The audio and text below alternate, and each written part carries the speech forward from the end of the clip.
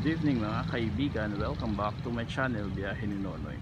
Sa gabing ito guys, i-feature ko yung Christmas tree ng City of Vigan at the same time yung provincial capital, since we are still in the Christmas season. So makikita natin dito yung number 7. It signifies the 7 wonders of the 7 wonder city of the world. Kasama po ang Vigan.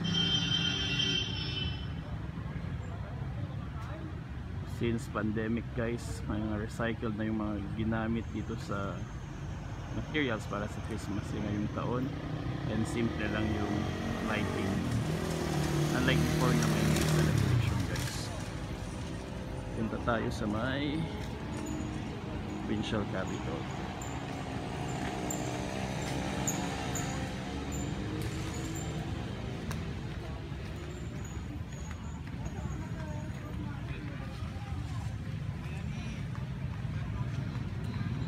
New Year. Ito guys yung provincial capital.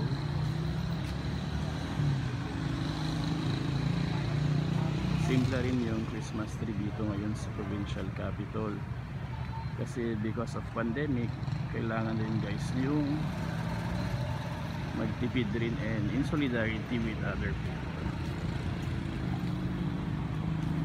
So nandito guys at this side you can see the nativity scene, the Belen. Then ito yung Christmas tree.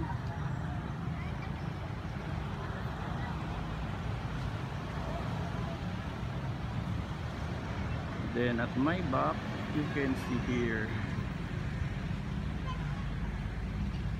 some other lights and even this page of Quirino, the President Quirino.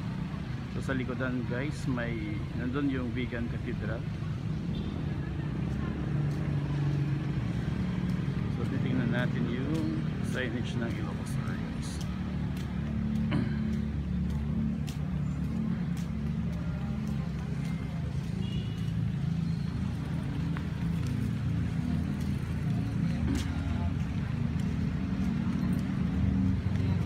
This is the signage of Ilocos, or ginawa rin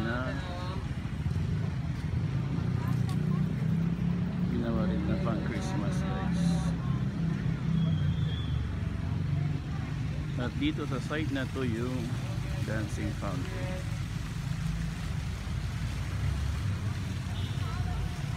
So ang daming lights guys dito sa may Plaza Salcedo sa Vigan Lagoon.